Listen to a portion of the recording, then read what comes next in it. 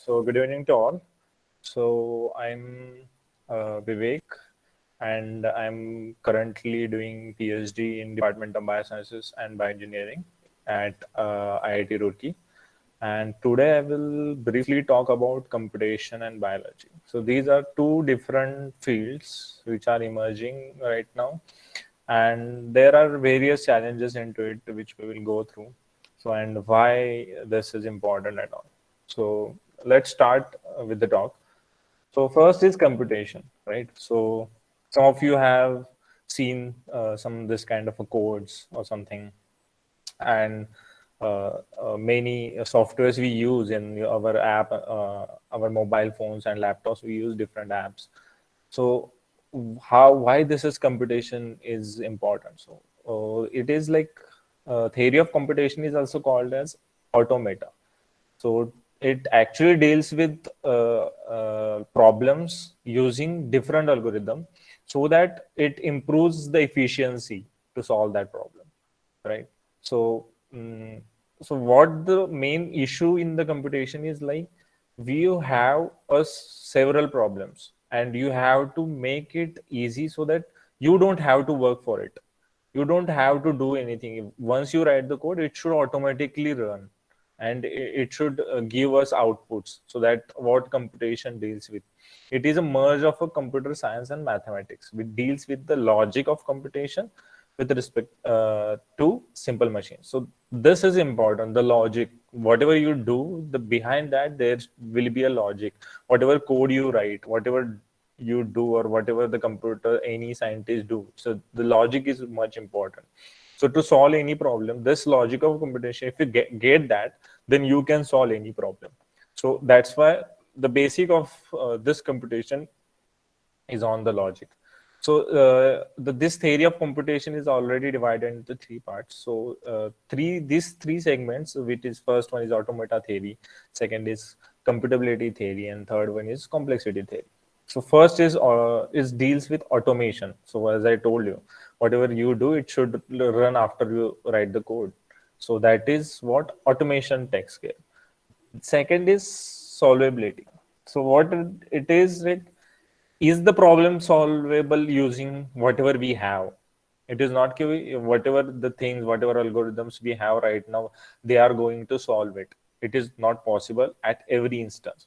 So that one should check. So that's why this is also important. Another is complexity, which is time and space. Time and space means how much storage it is going to take and how much time this process will run and will give us result. So all this theory of computation deals on different datas, and this data gives us different outputs. So whatever we use, we get, right? So what we are trying to see here is how this computation is involved in biology.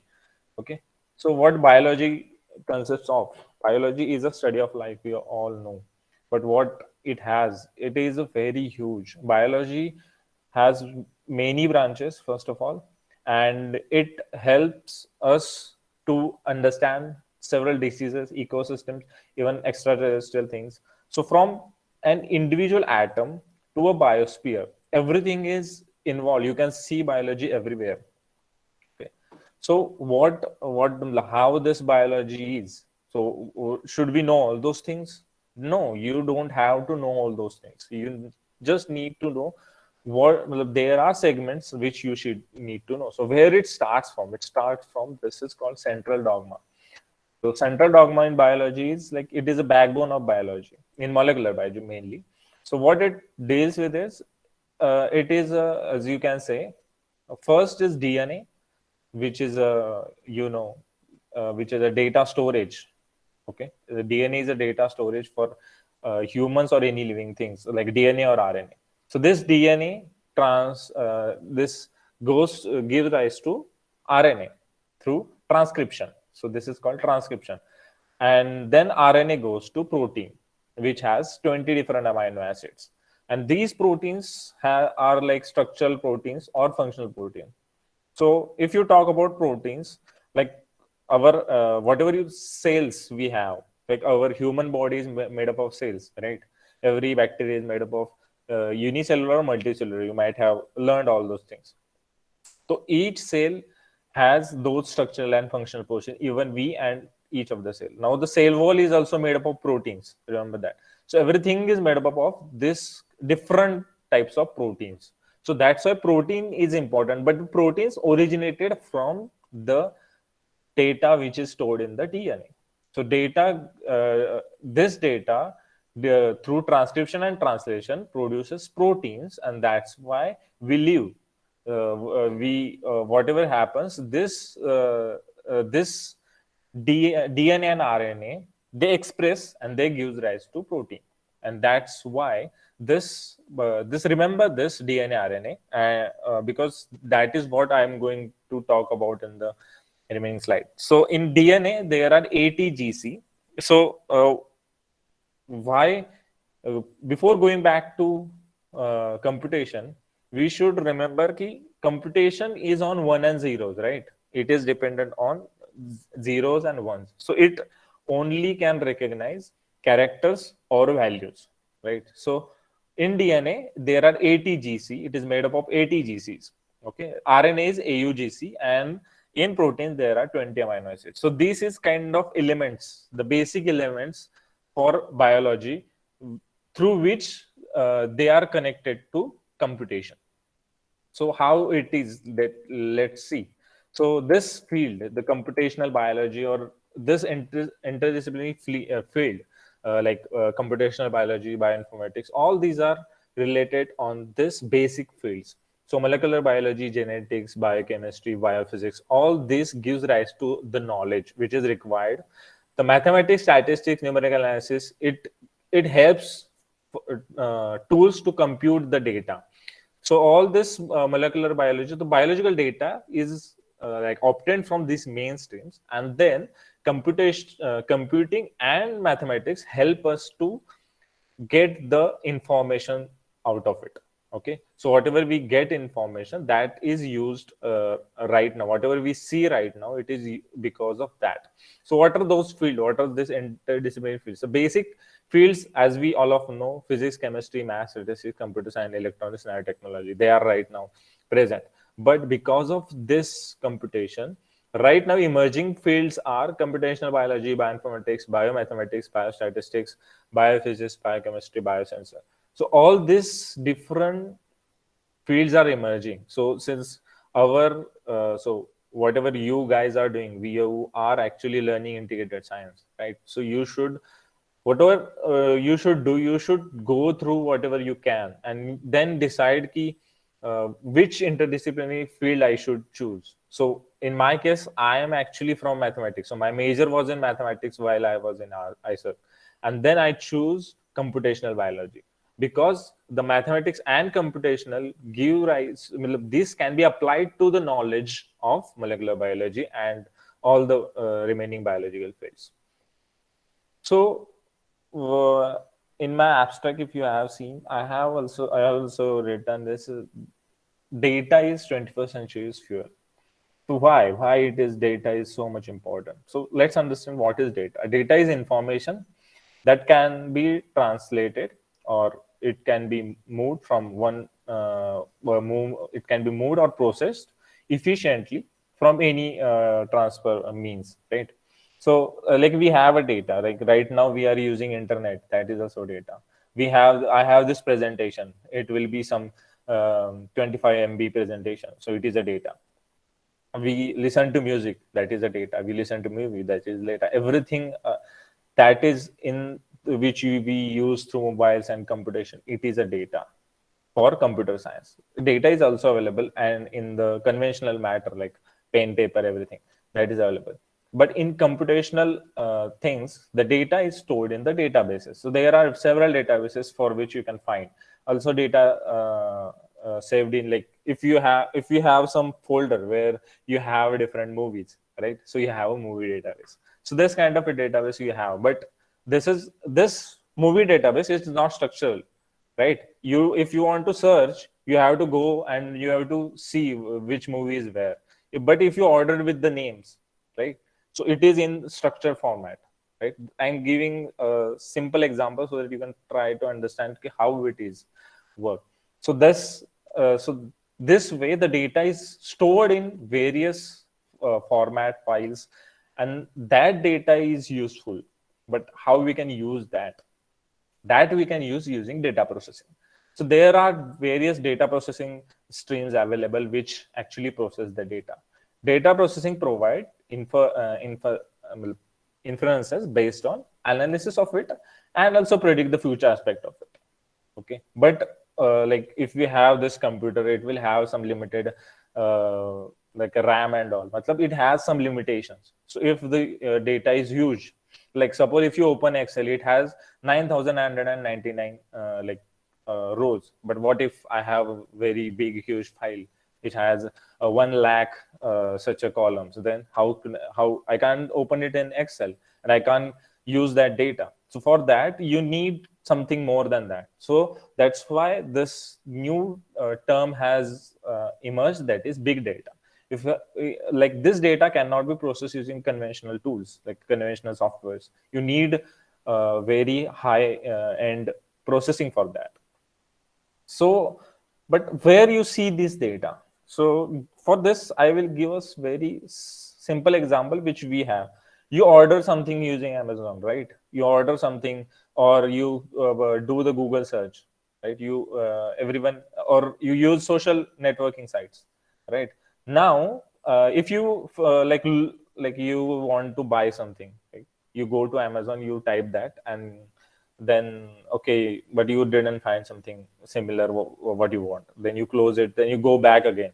That will show you like it will show the like it will give you suggestions which are like dependent on your previous search. Or in the Google also it does the same.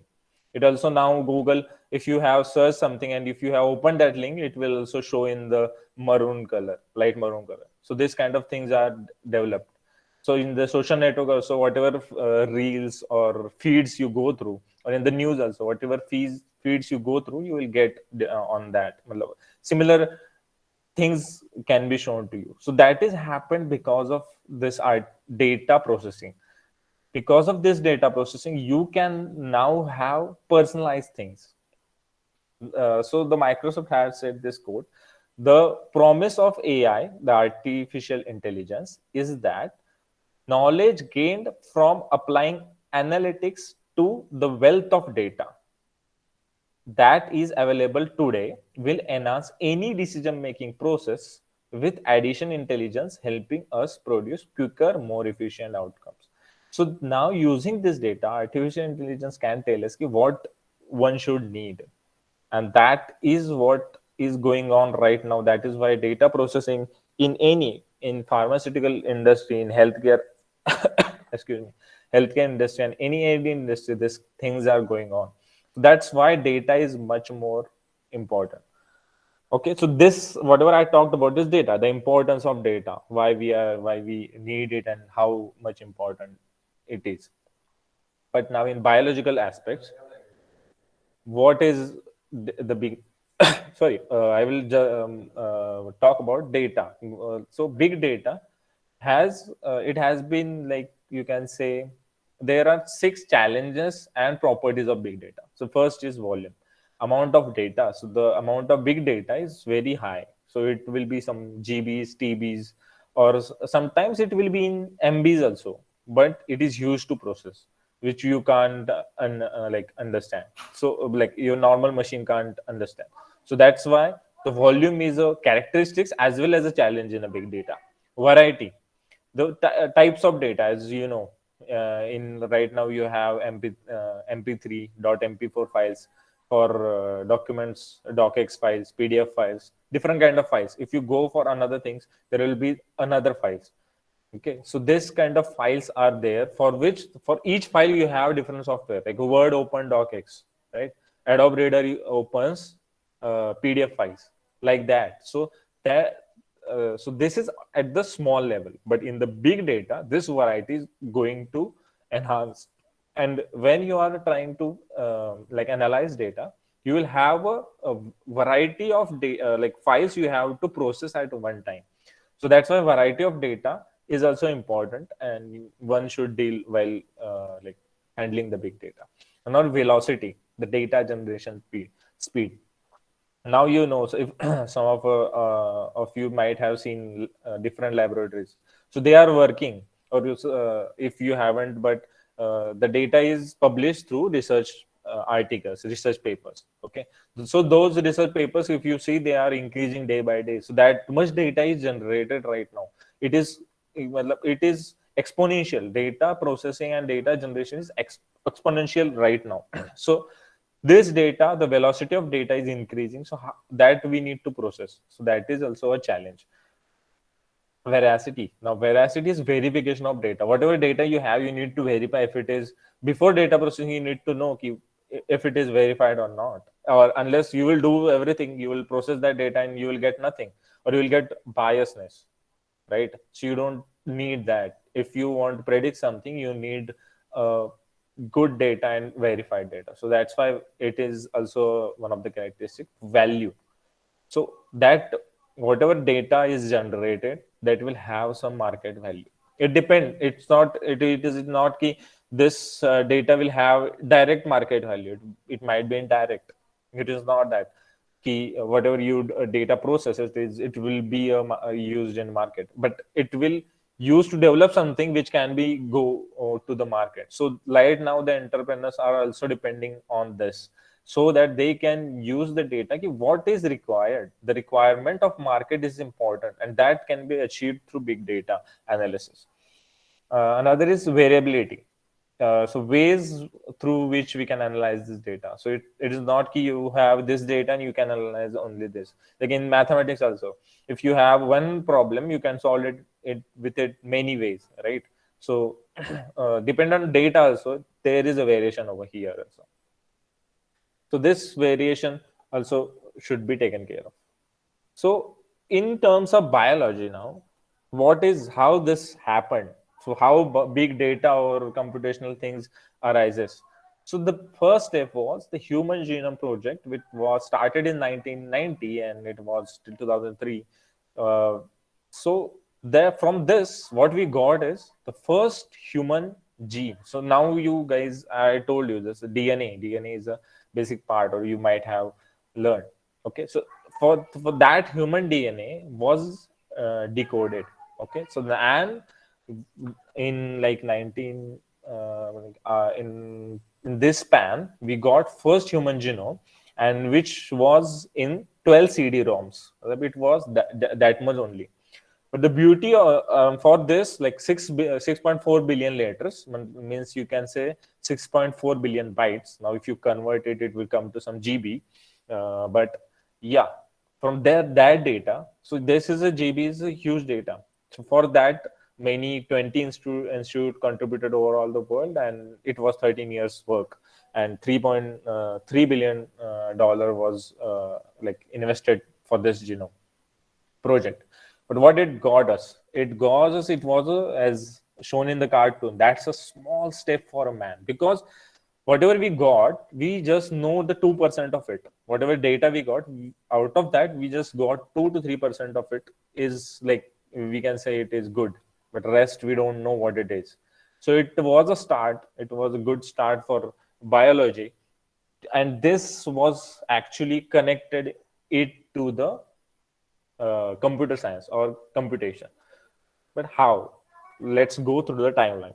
So in the 1990s to 2000, the Linux and other things started evolving. Okay, so AI and data storage technologies became more powerful in that period.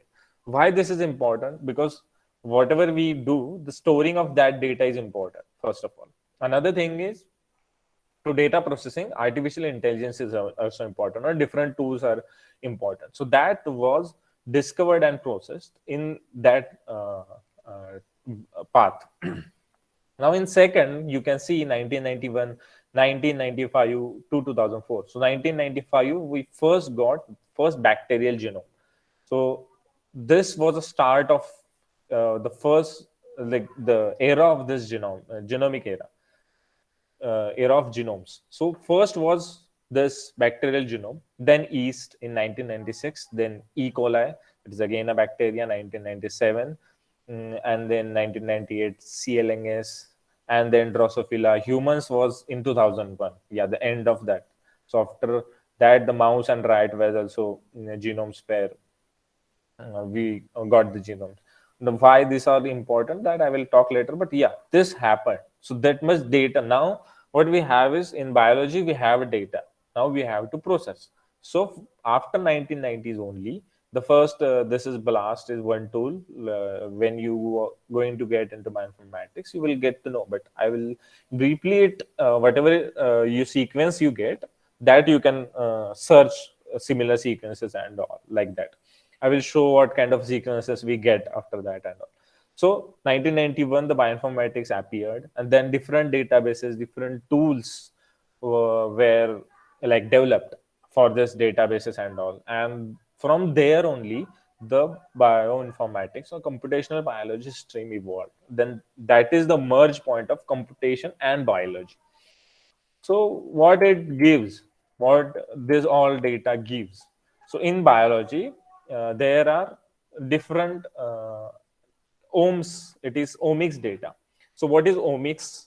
What is multi-omics? So omics is like genome. That is one ohm. Genome, then epigenome, transcriptome, proteome, metabolome. So briefly, I will talk about them. So genome is, as I told you, the DNA. DNA has been sequenced. The code was broken, and it is a genome DNA. So through transcription, it gives miRNAs, which is an epigenome part, which is messenger RNA.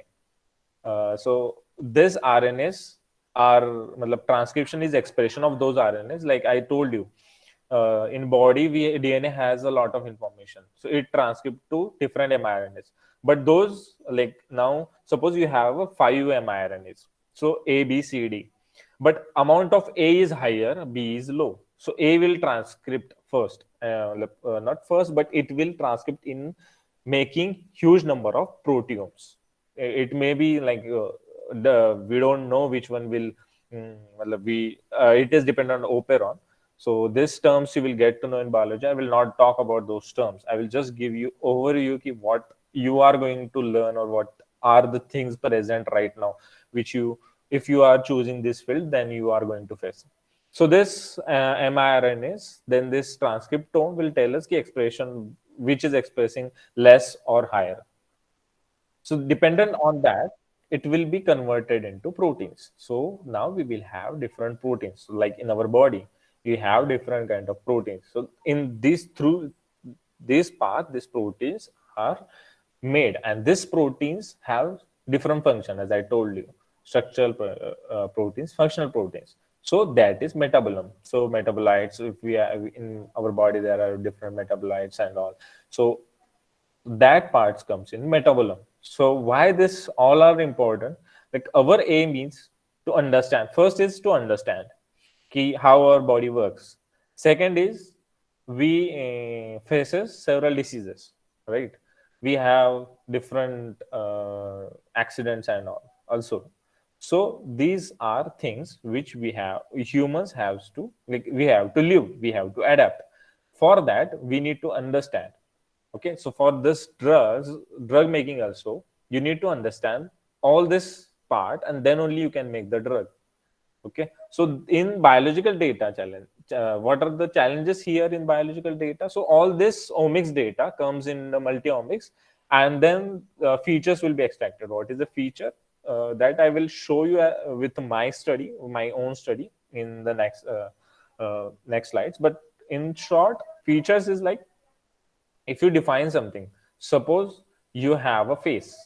Okay, now you, all of you use smartphones. There you can see there is face recognition softwares are there, right? Or thumb impression softwares are there. So what it does is actually make points on your face or your thumb, and through that it makes feature, it makes a array, or you say matrix, so that it can be verified later on. So that is how one feature is selected. Okay, so for this it was a simple feature, but if you have a different data, you have different features and all, and then you have to integrate that data. So that is also a challenge. So this big data is also a challenge. Handling of such a unstructured or structured biological data, that is also a challenge. Proper understanding of this massive data. So if you have, suppose you have a catalog of your school.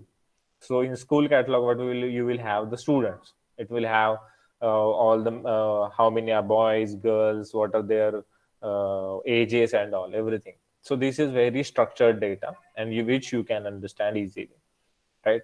But if you go to a market, say, okay, so in market also, you are, suppose in vegetable market, if you calculate everything like day to day, how many comes, the vendors come and how many goes, according to that. So if you try to calculate, so you need to like make that data, you will have to wait for many, like suppose you are collecting for 1 month, so it will be huge data. Now you have to categorize it through for every vegetable from which area it is giving. So it is like, so for that you should need to know ki from which area that vendor is coming, what things he or she is selling, right? And how much he is gaining profit and all. So all these things you need to know, right? So all these things gathers, which is called, you have a proper understanding of that data,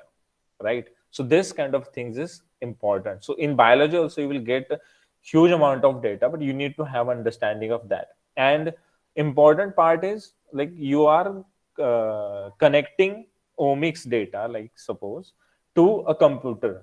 So that gap should be covered. So that's why interdisciplinary is research is much more important nowadays. And like choosing which kind of tools we are going to use. So that is about like omics data.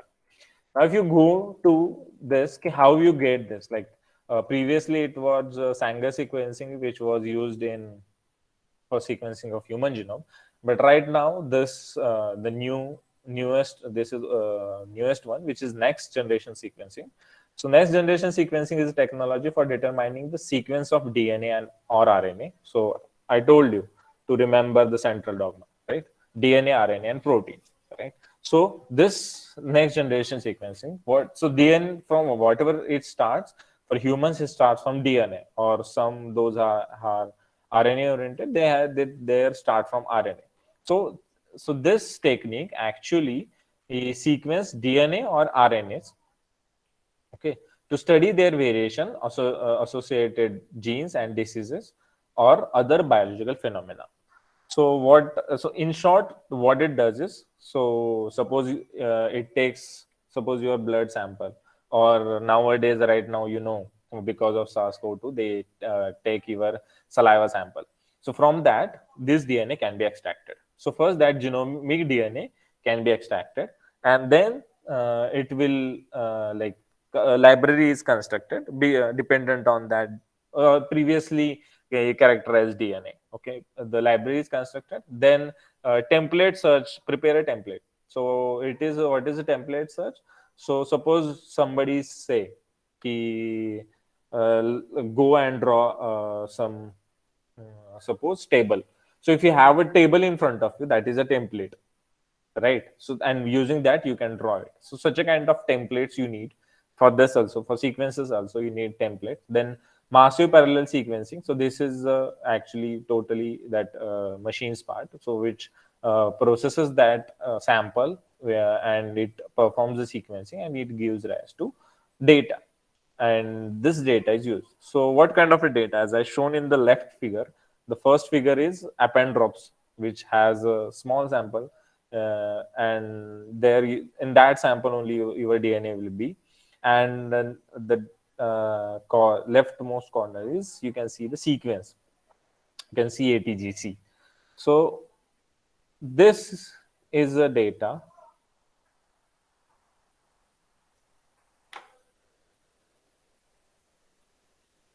Okay, yeah. So so this is the data what I was talking about. So this is a example genome. You can see this is E. coli genome, which is 6.1561 MB, but I can't show you all that. So I'm just, this is I get 1% or less than 1% part of it, which you can see on the right side. Okay, this is that part is less than. So this part, which you can see, let me, yeah. So this part you can see ATGC part. So this is actually a genome. This is how it look like. Okay, it will be a very lengthy, and this will be a 600. Excuse me, brother. Yes. I, I have a question. There you wrote that protein count. So protein count means, are you talking about the size of this protein? Means in BP. No, no, no, no, no. I will explain. I will say. Wait, I'm Okay, just okay, talking okay, okay. about genome.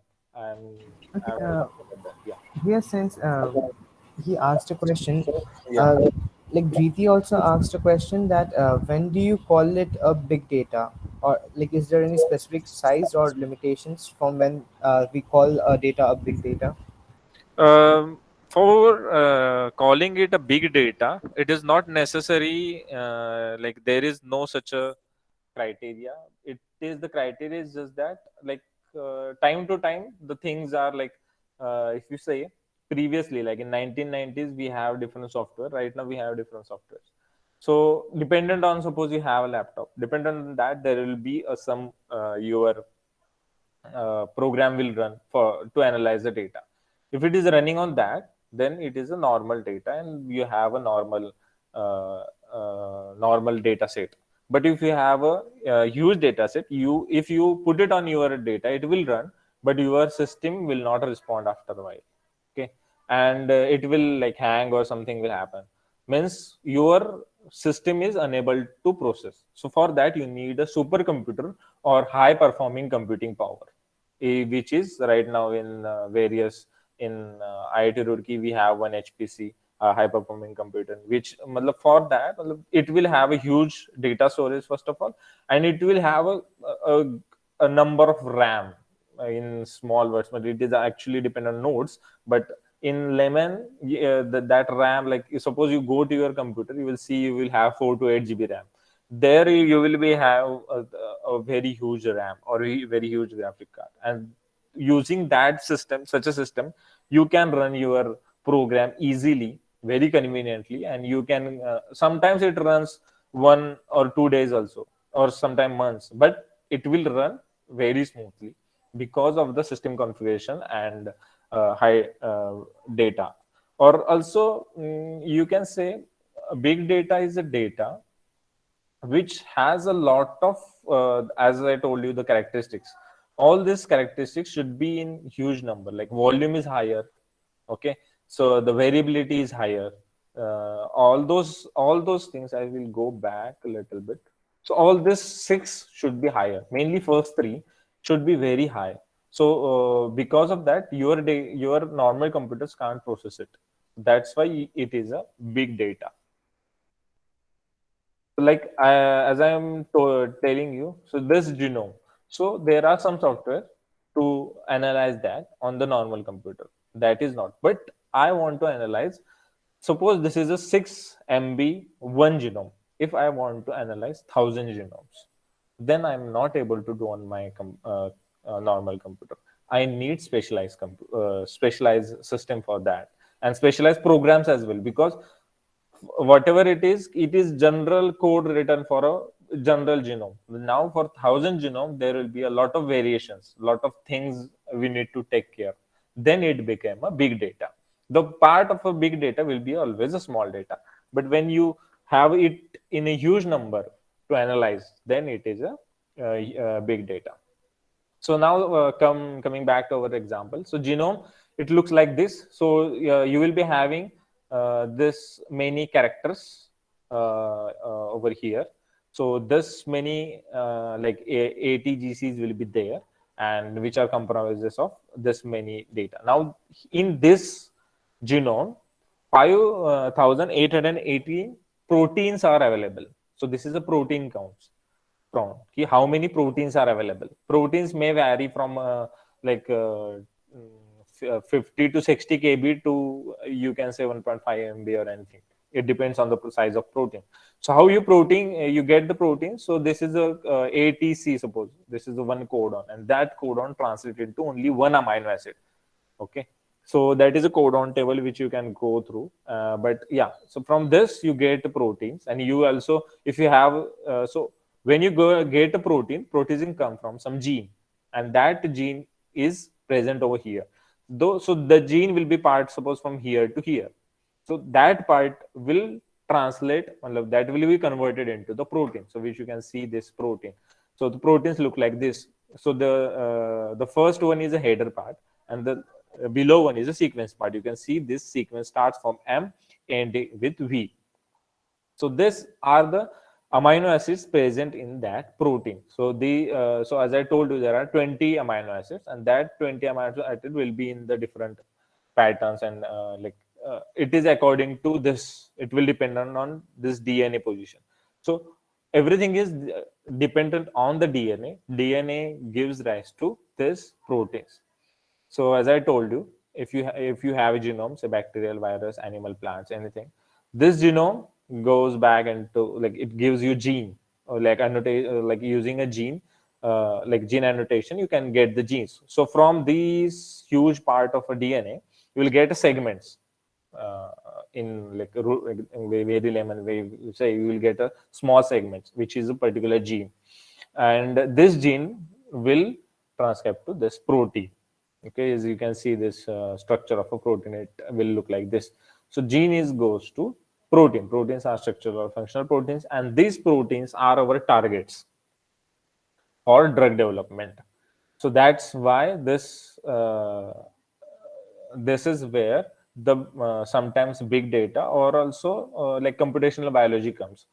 How computational biology comes, I will tell you. Now you have a genome, you goes to gene, from gene you get the protein. Now you want to develop a drug. So we will try to take one example which we have right now, like SARS-CoV-2, which is COVID-19, right? So COVID-19 genome was, as soon as the variant came, the genome was done.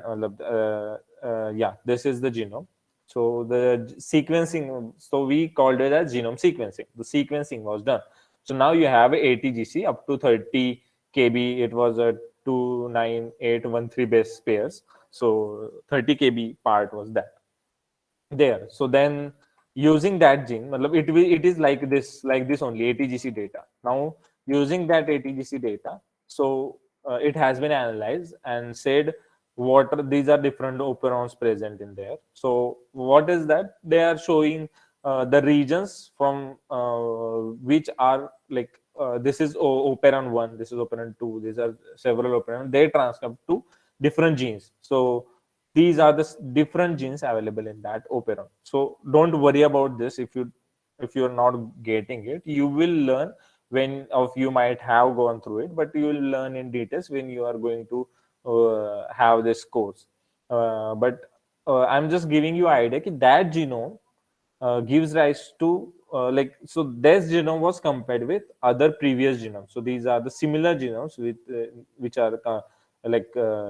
are related to SARS-CoV. This is the matrix which will show which is identical to what. So you can see SARS-CoV is and SARS-CoV, no, SARS-CoV and SARS-CoV-2 are 86.85% similar genomes. So this information now this information gives us what are the target proteins. So from that we got, there are in therapeutic targets, there are spike proteins, 3CL protease, and RADRP, RNA dependent RNA polymerase protein. So these three proteins have been identified. So spike protein is like on the surface part. 3C like protein is the protease which actually activates the this virus when it goes in our host body, our or any host body. And RADRP is for, as it is written, it is polymerase for RNA dependent RNA polymerase. So it works with RNA. So these three targets were chosen, and on dependent that, like these are potential drugs. I haven't wrote here that these are drugs. These are potential drugs because they have shown activity with respect to these above proteins. Now these things happen, right? But how, like if you want to do you want to need to know which drug is going to useful for this. So in market there are thousands of drugs, and when somebody is trying to find some drug, so what they do is they go and they make a library of compounds. Library of compounds means they, for each such a compound, so as I've shown you, so all the drugs will be some compounds, right? So these compounds in various formats, they will be in various, like one carbon is changed with COOH or CH2OH, something like that. So this kind of numerous of variations will be available. So there will be huge number of variations available. So now suppose you have 1 lakh compounds. Now if you go to your chemistry lab and if you started doing this for a particular this SARS-CoV-2, suppose if you have, so you will be have specialized laboratory for this. It is not tested in a normal laboratory, so that is another issue, because it can spread through it can spread through touch as well. Like if it is in the hands of that particular scientist and it is go through nasal tract, then he or she can be infected. So that's why this need a very special labs first of all. And if you go and tested every each and everything, you need to manufacture all those compounds first of all. Suppose they are novel, suppose they are already in the market, you can buy it. If it is not, then you have to take all those compounds, right?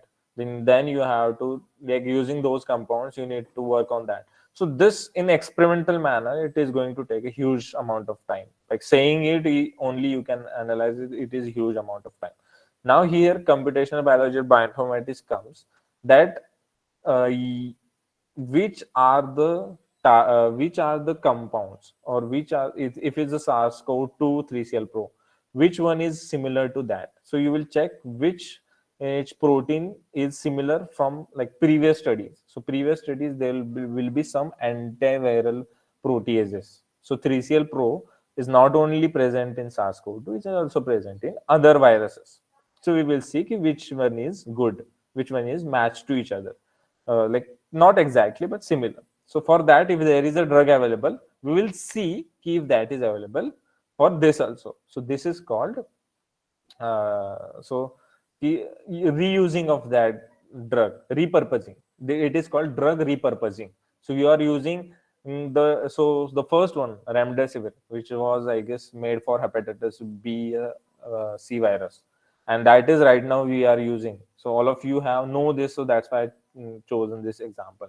So you might have heard about this. So why anybody use this? Because it is similar to that and it has shown activity with those protein targets. One of the protein targets, it has shown the activity, so it may, matlab, it have ability to kill it, but it is not sure it will kill it because it is not exactly the same, right? So it is not prepared. But now you will say ki, yeah, if this is there, then we should have a drug very soon. No, the experimental things will take a lot of time. Usually whatever drugs you see, one if one drug has to come to the market, it takes around 20 to 15 years. That now time has been reduced to, but not less than 6 years. It takes more than 6 years to that drug to come into the market. So that's why this computational study helps it to reduce it. Of course, few things we cannot reduce, like we can't model the, we can, I guess, but not right now. We don't have any rat model or any model of in the computational manner, so that we can try those things computationally. But what we do is we reduce the time using computational methods. We reduce the time and we try to improvise it as much as we can. Okay. So because of this information, since we get the genome and we got the targets, we now able to use such a kind of drugs. But if we didn't had anything, any of this, we won't be having, like, we will have to wait for another 10 years or so for the drug. But right now we have some potential drug, and which are we can use, and we can at least save some lives. So these are several biological tools available. So BLAST, What I have just tried to separate them. So first is essential tools. So as I told you, for those sequences and all. So in biology, if you are working on something, plant, animal, some bacteria, some virus, you are going to go through this genome sequencing. You will use available, or like you need to go do the sequencing. It is not you have to do. Sometimes it is already there in the databases. So these are the databases available.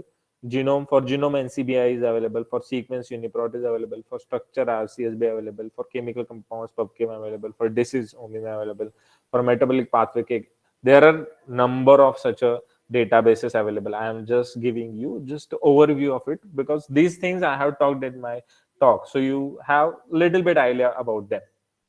Okay. So these databases are there. So whenever you start learning them, you will get to know. And these databases help us to give that data. Now you can use it for, like, suppose essential softwares are like Blast, ClusterW, Sys model, Autodoc. So these are essential software which, suppose you have to analyze that data, then you have to use them. Some are advanced. ITizer, one of the above one is NGS, that is also advanced. Molecular dynamic simulation is like you have to simulate the protein. So that kind of things are available in this our like present scenario, and they are evolving. Like they are day to day modifying, so that we can get the real life situation, and we are trying to solve it. Specific is like enteroporocyte. These are specific for particular reason. Suppose you have a genome and you have to compare with the another genome, then the first about is present. Suppose you have a protein, interpro will give you what are the parts of the protein. Okay, so it is not key you always, suppose you get the protein, right? If you have a genome, you get the protein and you will know everything about that protein right away. It is not necessary. Sometimes new proteins are coming, sometimes new things are coming. So that's why this enhancement is helping us to give rise to a new data, so that we can able to predict something. So whatever I talked about is computation and biology, but as you are the students, you are now like in the stage of your graduation. You want to develop your skills which are going to help you in the future. So how you can use the computational skill, and this part I will say this is for everyone, not just the biologist. It is for everyone. The programming language is R, C, C++, Python, Perl. There are a list is huge. Java, everything, CSS, C Sharp, many programming languages are present. But I will tell you, you should start with C or Python. If like you haven't start, you should start right away, so that it will help. Like this is the time where you can learn. If you able to learn, this is fine. If you're not, it is fine. It is not necessary you have to learn. But if you learn those languages, like it, you will be having your curriculum. This programming language courses will be there. I started there only. So my first exposure to C language was from there only, and I developed my C language course, skills, and then I used it later on. So there are some useful softwares as well: MATLAB, Mathematica, R software. So these are software which are already there.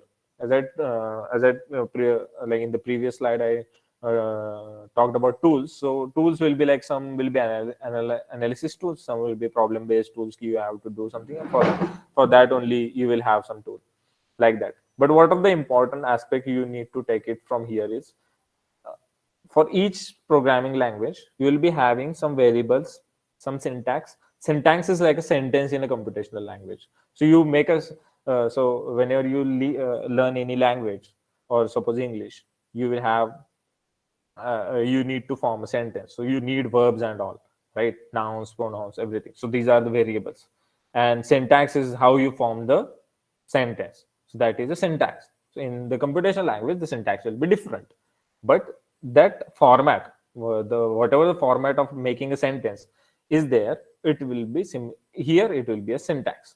There will be, using that variables and syntax, we will make functions to solve the problem. What is a function? It is similar to the function which you use in the mathematics. So for something, some equation you have to solve, polynomial equation or something you have to solve, you sometimes or some graph, you will have some functions. Similarly, these functions, they will be here only, but a little bit different. So from using variable and syntax, there will be a function which will solve some problem. So suppose addition of 10, uh, uh, addition of suppose 100 students, marks of 100 students. So we'll will be some function of addition over here also, which can suppose 100. So it will calculate for 100, 1000, or whatever the number it can calculate. So that is a function. Objects is a part when you are trying to learn this programming language, you will understand. But in a very layman way, objects is made up of functions, all the functions. Not all the functions, some of the functions made one object. Now all these things comprise to one algorithm. Now, so you might have heard about the term algorithm, but what it is, the algorithm is like, suppose you have some problem in mathematics. What do you do in mathematics? You try to solve it. You try to solve it by making some steps, right? Algorithm is just that. Algorithm is a steps which which are written in a computational language to solve the problem. Then it rises to development of code. So code is developed. So this is now I talked about computation and biology, and this is about my work now. In I guess in a brief, in 5 minutes, I will summon a bit. Key, what like this is not a total part of my work. It is a small part of my work, but I will tell you what I'm doing here. So I told you sequence. So all of you right now know key protein. What is a protein?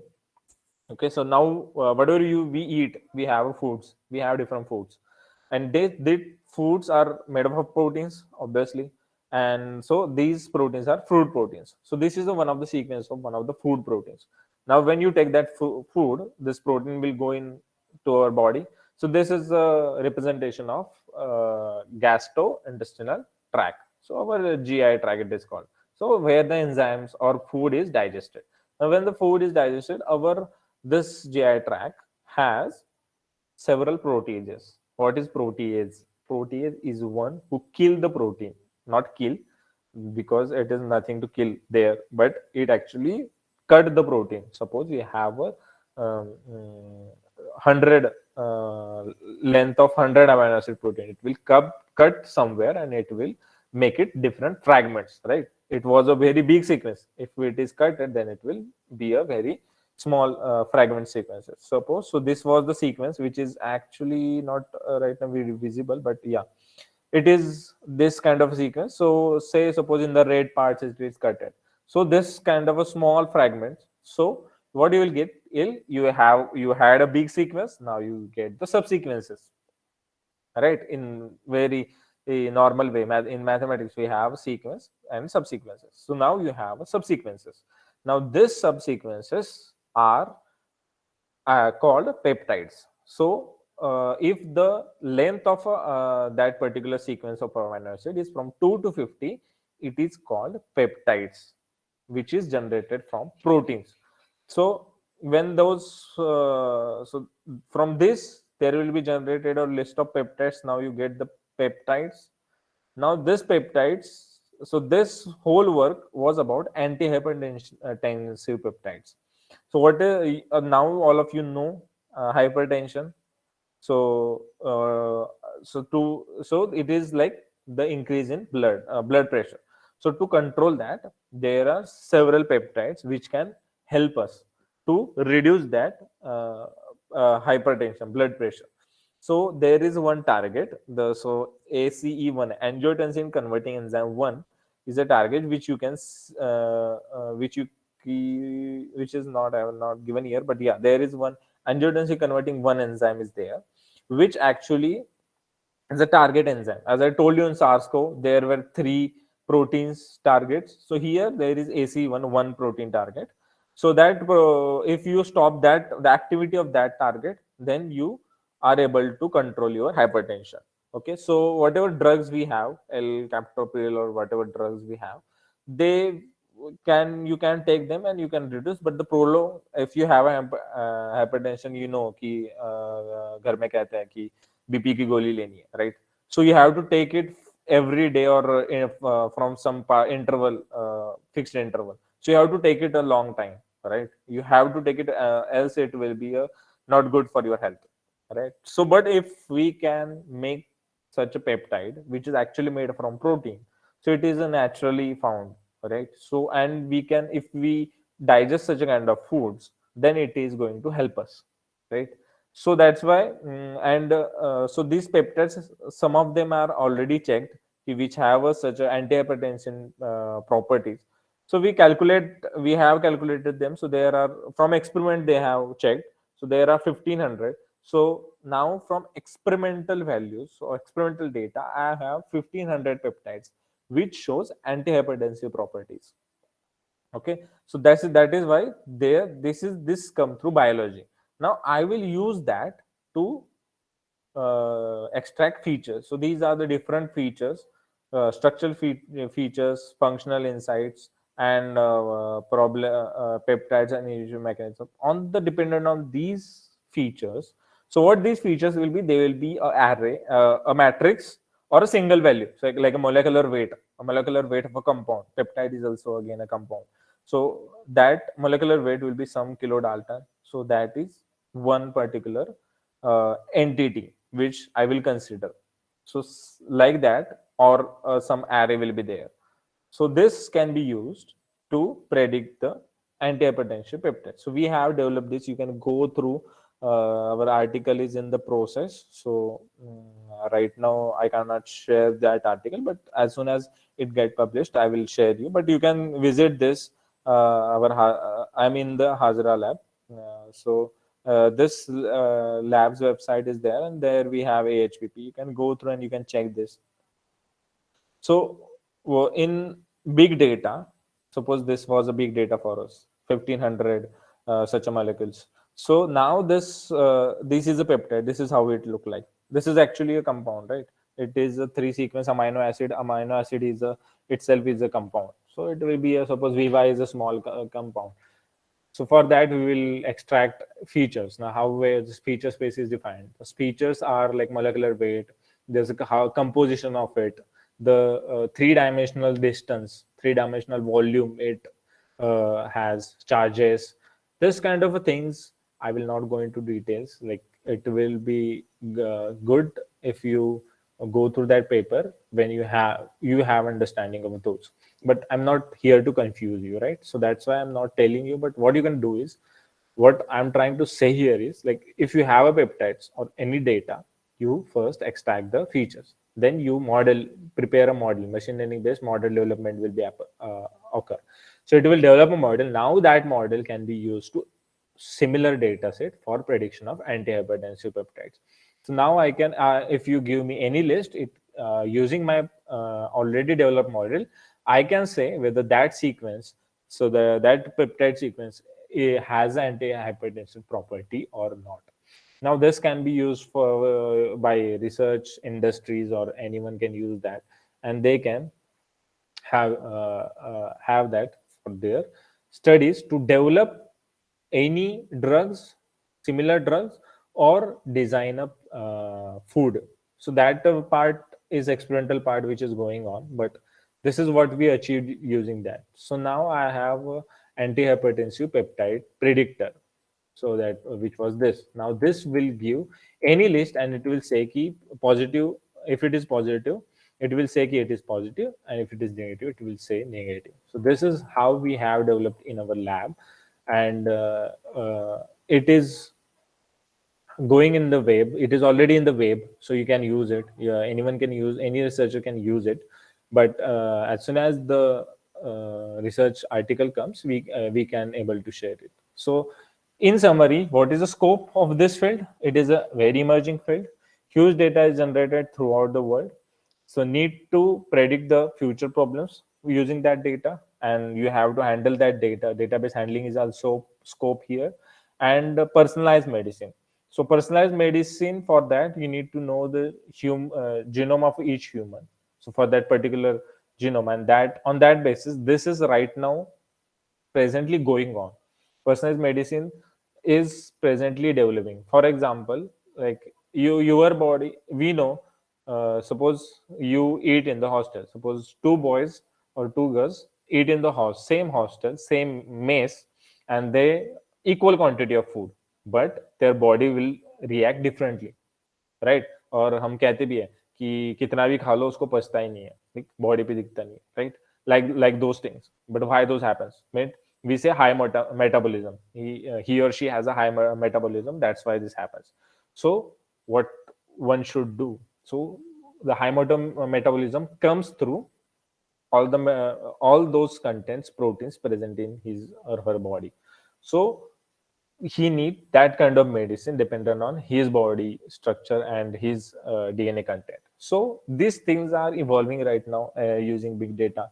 Next generation sequencing has like made this possible. The genome sequencing, actually, the present genome sequencing technique is called next generation sequencing, NGS. So this is happening, this is going on everywhere, and this is how you analyze. There are more to talk about, but since the time was limited, so I'm just not that much talking about. So this is one of the slide where I have shown you some of our studies where this is a proteins, different proteins, and whatever you see moving, it is actually a molecular dynamics. So this is a simulation, the computer based simulation we have performed, and through we can actually see we can see how this protein is moving in the solution. So you can see the water molecules here, the red in between reds are water molecules, the dots are actually chlorines to stabilize all this. Means this protein is positively charged. Okay, so I guess there are 15, 20, so that many so this is positively charged protein, and so that's why we added uh, this many ions to stabilize it. And this is how you can see this, how you can analyze it. So these things are going around. So those who are like in not in the biology, or also I will suggest you to try to start or gather the knowledge of programming, because if you want to do any research in future, so for that also you need to have a knowledge of them, so that this kind of things, this is a simulation, you can see this kind of things, at least you can, if somebody talks about it, you can analyze it, understand them. And it is for your own, like in name it, like physics, chemistry. So this is MD simulation, is molecular dynamics simulation, is a part of actually chemistry. In chemistry, physics, in mathematics, whatever you have, you need to solve problem, then you need to have the programming language knowledge. Or if you want, after this your graduation, you want to shift somewhere, then this is going to help you. So given a time in graduation, you should focus on computation, like learning programming languages and all, and you should try to develop your skills. So thank you everyone. So I'm open for questions, whatever you have. Okay, thank you Bhaiya so much for the talk. And so for questions, I have two questions from Aritra. Yeah. So he is asking, in drug designing, how is the computation helpful for finding where the ligand binds with the protein? Okay, so means ligands and proteins are well known for that person. And now suppose ligand is like interact with the protein. So for that we have a computational tools, say Autodock. So which is performs docking. So what is docking? Suppose you have a small molecule and you have, suppose, this protein. Okay, so this protein will have some active site. Active site means where the proteins or ligand it attached. So suppose that for example I will tell you any basic example. Okay, so all of you know कि we take antibiotics. Suppose penicillin. All of you take those antibiotics when you have a fever or something, right? So this antibiotics, so those penicillin drugs, it is attacked with one protein called beta lactamase. So it act on the beta lactamase. Sorry, transpeptidase. So transpeptidase make the cell wall. Okay. Now we know how it makes the cell wall. Okay, that has been understood using the experiments. So now we know that structure of that protein. So we know through which particular site it makes that particular ligand. Those walls. So we know that site, so which is called active site. Suppose it this is the region from which it acts. So the ligand will be docked in that part, and we will see if it is giving us a good binding energy. So when it binds, so it will have some energy. If that is in the negative, so if it is -9, -6, -7, -10 kilocalorie per mole, then we say it is a good binding. Then we go back to your suppose it is a good, then we take that drug and we synthesize it, and then we check in the experimental, we validate it as well. So through this experimental validations and all, this techniques has been like developed, or they have been modified. So this molecular dynamics also help you with that. So when you protein ligand simulation you perform, so it will tell you if given such a kind of a situation, your protein and ligand interaction will be stable or not.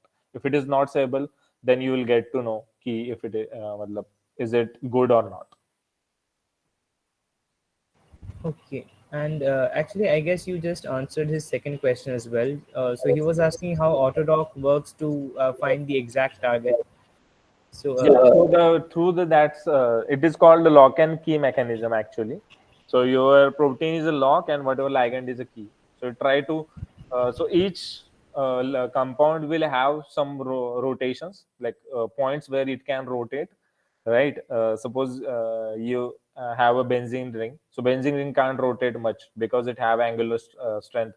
They have attached to each other. It can't move that much, right? But it is attached to something. It can rotate. The whole plane can rotate, right? So these are the kind of different bonds. Will like there will be a points through which it can rotate. So now the program, what it will do, it will try to like fix the key, like ligand will be try to fix there, and it will rotate it so that like if you have a 10 keys, and you if you want to find which key fits in the lock, what do you do? Insert each key and you rotate it. So each bond will be rotated, whatever the rotatable bonds are there, those rotatable bonds will be rotated, and it will see if it fix in that particular pocket, active site pocket. Like fix means it will interact with the amino acids which are present there. Means what is happening, the amino acids are interact with that ligand. Now through the interaction energy will be calculated. Okay, so this is how that using that energy only you will get the idea. Yeah. okay, thank you, Bhaiya. And I guess Animesh has one last question. He's asking that somewhere he once heard the term Kubernetes in big data. So can you tell what it is? Heard the term? Kubernetes, Kubernetes, Okay. Kubernetes, Kubernetes. Okay. I don't have much idea about it. In like I work on this big data, so I don't know about this. Maybe some hint if he give me, then I can able to understand okay, what it is related. Okay, Animesh, are you there? Dada, I only heard the term, not exactly what I don't know about much it. In big data, you heard? Yes, Dada. Okay. So Kubernetes, matlab it should be related to nets. Means it is like as this word says, net meant it should be related to networks. So there will be some in like big data. Sometimes to solve a problem, we use different networks. So these are network-based problems. So for that, it must be using. So if I want to go through it, then only I can able to speak further. Okay, Dada. In a Google program, I I was using in big data, and while deploy I saw the term. That's why I asked it.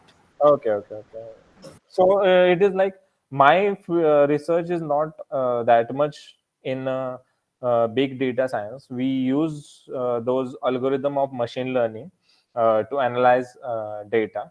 So like each like it always dependent on data, key which algorithm or which technique you are going to use. It is similarly what we can use to solve any problem in physics or in mathematics. Whatever you do, we use that method which is useful for that. So in big data also dependent on data or what you want to achieve. So these big two like these two things are very important. Okay, what is data is provides you and what you want or what you are looking for. So in that way, it is called supervised learning. So there is two types of learning in machine learning: supervised and unsupervised. So if you know about output, you go to supervised learning. If you don't know about output, what you want, you just want to analyze the data, but you know what are the segments of your data, then you go to unsupervised learning, and it gives you clusters, like different clusters it will give you, and different kind of outputs it will give you. So it always dependent on data and understanding of data. So to understand that, you should have a knowledge of how this data can be processed and all those algorithms. So there are several algorithms in SVM and all. So these algorithms are used on that data, dependent on what kind of data you have and what you want to solve with it. So that is important. In biology, that is a very huge problem, because suppose a data science scientist work on it, in my problem only, suppose a data scientist work on it, it will have a characters, and he should have a output character, but that is actually a peptide and it showed anti-hypertensive property. So that is important. It has to show that property as well. So converting it into that part, it need a feature space and all those things, and for that you need to have understanding. So for that, in my experience, I will tell you, for that we used three algorithms in the start. We got the results, but when we try to see the antihypertensive properties, we weren't getting that good. Then finally we use the fourth one, and which is working well with our data. So that these things we have to do always. Okay. And so the next question is from Shomo. He's asking, can you explain the proximity effect at enzyme active sites, if possible, and about the transition state analogs? Oh, so transition state analogs are and the previous one was what? Proximity. It was the proximity effect at enzyme activity sites, I guess. Okay. So I will first talk about the transition state analogs. So whenever one transition state is the state where key the sudden energy is at highest stable and then goes down, right? That is a transition state in the reaction. So in that state, but the part is whatever structure of proteins you get, you it is very hard to achieve the transition state in a it is very hard to stable that state in experiment. Okay, so you can't able to do the transition state, but you can predict what is going to happen dependent on your product and what was your initial point. So for that, after the molecular dynamics also try to help in that. So using that, you can see what kind of transition state this will be have it that like protein ligand inform like conformation might have, and on that basis you make the transition based analogs of that particular ligand, so that this uh, particular ligand will not affect to your protein. That is very big issue right now going on, because the next part is like whatever antibiotics we are using right now, their effect is start fading. Okay, so because of that, we need transition state analogs. So transition state analogs is making is very hard. So ki us, like from that reaction taking only that part, but yeah, this part is right now going on transition state analogs, and soon we will have something with that. And now in proximity effect, I also don't have much idea because frankly, I am not a biologist as such. So, but I have got the knowledge of this using whatever I have learned in this particular 5 years. So proximity effect as such as matlab, I remember is that uh, like the ligand orientation have some effect on particular area of that. So we call them secondary active site residues.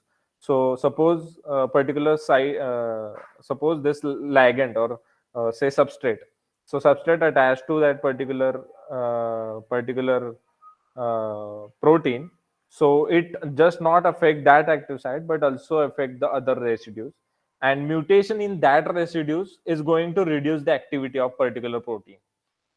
Okay, so it is not just that you that suppose we are whatever we are doing is we are trying to kill that bacteria or virus, right?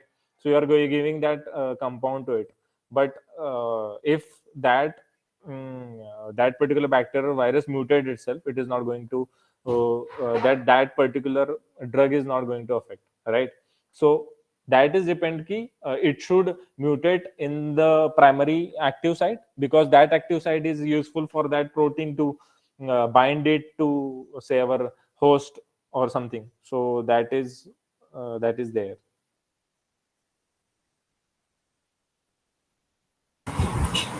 Okay. So Uh, Excuse me, Dada. Yes. go ahead. Yeah, I have a question.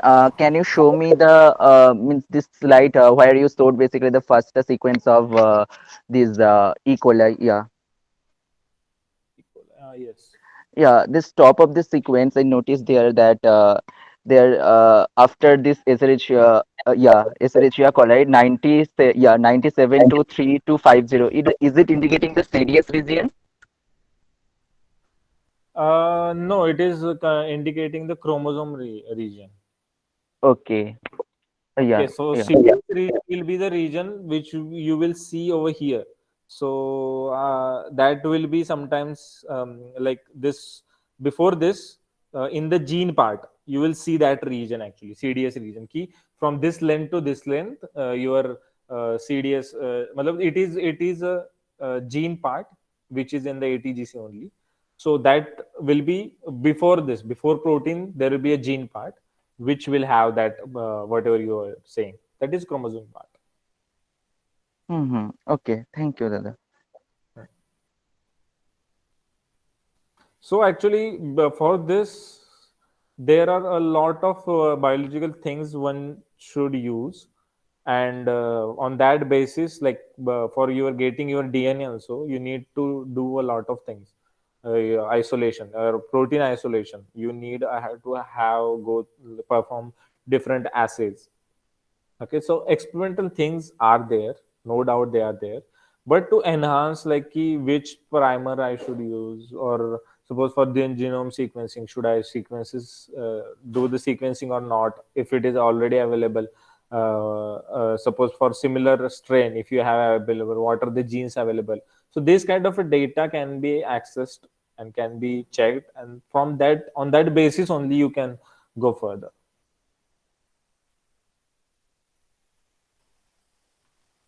Yeah. Any other? Actually, Bhaiya, even I had a small question from my side. So, like, how important is C++ within, like, amidst How C and important is? Python? How important is C++ as a programming language? Uh-huh. How much important it is? Okay, so Yes. C and C++ are, you can say, basic languages. Why basic is that if you want to write a code in C or C++, you need to write a lot of sentences, like you need to write a lot of functions and all. But in case of a Python or any other dependent language, Python, Perl, anything, so they are dependent on C only. They are like much more developed, but they use different libraries. So what those libraries does is that those libraries help us. You don't have to write the code, you just have to call that library. Call means it is predefined in the particular files of that particular programming language. So you just call that particular part. So for addition, suppose if there is some add function, you just have to call that add function from Python. You don't need to go back and write that code. But in C++, you have to write from scratch. But my in my experience, first exposure was to C language. So, but what good thing about C is it taught, it teaches you the logic, because you have to write each and every code. You have to do the rigorous coding, and that teaches you how one should think, which syntax, which loop, which basics, data structure. So that is called data structures. So which data structure I should use here, that is. And if you know C or C++, I didn't know Python before I come to IIT Roorkee. Before that, I just had a knowledge of C. In the first year only, I was exposed to Python, and in the first year only, I wrote a code dependent. If some of you might know, one Pymol is software there. So I use that API, application programming interface. So I use that API, the codes of that written in the Python, and I wrote my own code in the Python, which is still used in one of our program. So uh, I didn't had that much problem, because in C or C++ or any Python as well, or Perl, you will get two things. You will get first one is syntax. Each language have its syntax, like your Hindi, English has their own syntax. Like that only, you will have a different syntax and logic. If you can able to integrate these two things, you can easily use, like you whatever you need, yeah, you have to write this code. For that, you need to this function. So you go to Google, you search what is a in Python, what is the function for that. In C, so you can switch it to Python and Perl anywhere. So C++, getting to these two languages, I say you in the basic level you should prefer them, and then you can switch it to any other easily. Okay, Bhaiya. Actually, also I had one more Yeah. small question, that like how different is C++, or rather, how much effort would I have to give to learn C++ if I have already got a good knowledge of C? C and C++, they don't have that much differences. Small writing syntax, like difference. It's just that there is one thing in C++ which is called object. So if you understand Okay. Object oriented. object oriented programming through C++, then it is going to help you. Else C and Okay, C++, okay. they don't have that much, but C don't have object oriented. So if you guys start with the C++, the new ones also. So if you start with the C++, it is going to help you. Or Python also has this one also. But yeah, but for this, for learning any language, you need to do what you have to do is you need to like start solving various problems. Start with the small problems. Like if make a group, I will say that is the best way to learn programming fastly. Make a group, those who are interested, try to learn, and then try to give each other problems. So when you have some problems in mind, ki you have to do this, then only you will write code dependent on that, and that way you can progress, because someone will go ahead of you, then he will teach you, then all of you can go uh, ahead. But for this, I will say group is very important. Group discussions, and in the group everyone will have different problems, and they will try to interact with each other. that way you have a big problem set, and if you try to solve all those problems, you will definitely get good coding skills. Okay, thank you, Bhaiya. So does anyone else have any other questions? Ask directly, I would say. Yes, I am Aditya. I have a question Yeah. that I am doing drug designing. Then I used Autodoc to make the protein and ligand files, Mm-hmm. and at the last moment, Mm-hmm. uh, to get the docking result, Uh-huh. I used the command prompt to get that. Yeah, So fine. Mm. so is there no use of Autodoc to get the final result, or I want to mean that I get the result uh, Command from prompt. the command prompt which the computer have installed already. So Okay. where is So, the use of Autodoc? huh. So what Autodoc does is Autodoc gives you best thing is it helps you to prepare files. So Autodoc Tools is actually a Python based program. Actually, it is a Python based software. So whatever you do, you add charges, then you remove hydrogen, you add all the, so you remove water, you add hydrogens and everything. So whatever you do, that is there. Because of that, you can prepare the pdbqts files, you can prepare the grid, you can give command for dpf file. All those files are prepared from using those. Now you can run this using Autodoc as well, but their issue is the path for that particular to run that program. It is not set using the, that is a one lack of that particular software. So whatever you do, don't rely that much on a software. It is not necessary that that software is going to work. Now you know ki you are getting good result using command prompt but not using that software. So that is a fault of that software. Not every software will be ideal. Okay, it will not be. You have to check if it is ideal or if it is working good. You have to try for 2 3 data sets. It is not ki ek baar try kar liya, it is fine, it is working good. You can't say that. You have to work 2 3 times and then you need to come to the result. You have to take random data sets and you have to work. Also in Autodoc, if you don't know that particular active site, then it takes huge time. So there are different factors. So it is just that fault of that tool. Don't worry, you use the command prompt and use it. But command prompt, you just give command to run, it uses Autodoc or Autogrid only. So these are the entity parts of that programming or that tool only which you use. Yeah.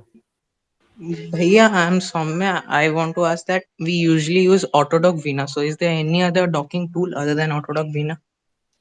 So there are others, but they are commercial or paid. Like, sorry, commercial or not accessible, like that. So for now, Autodoc is well and good.